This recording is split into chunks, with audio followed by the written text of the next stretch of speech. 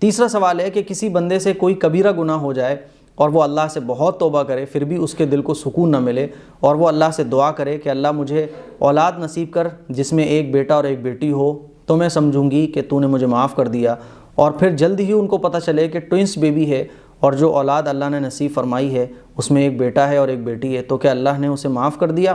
دیکھیے، جب ہم اللہ سے معافی مانگتے ہیں، ہاتھ اٹھاتے ہیں، شرمندہ ہو کر ہم اللہ سے جب معافی مانگتے ہیں، تو یہ ہاتھ ہمارے جو اٹھ رہے ہیں نا، جو ہماری زبان سے توبہ کے لفظ نکل رہے ہیں، یہ اس بات کی نشانی ہے کہ اللہ نے ہمیں معاف کر دیا۔ بات سمجھ آ رہی ہے؟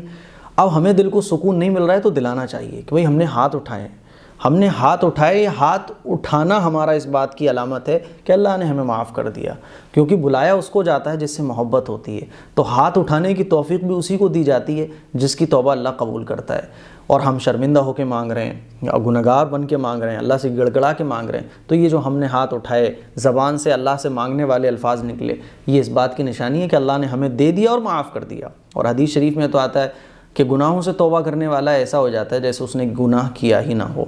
اب رہی یہ بات کہ اللہ سے کنڈیشن لگانا کہ اللہ تو مجھے وہ دے دے تو میں مانوں گا، تو یہ تو شیطانی خیالات ہیں، ٹھیک ہے نا، یہ شیطانی خیالات ہوتے ہیں، اور شیطان اس ٹائپ سے اللہ کی رحمت سے ہمیں مایوس کرنا چاہتا ہے۔ آج اس نے ہمارے دل میں یہ ڈالا کہ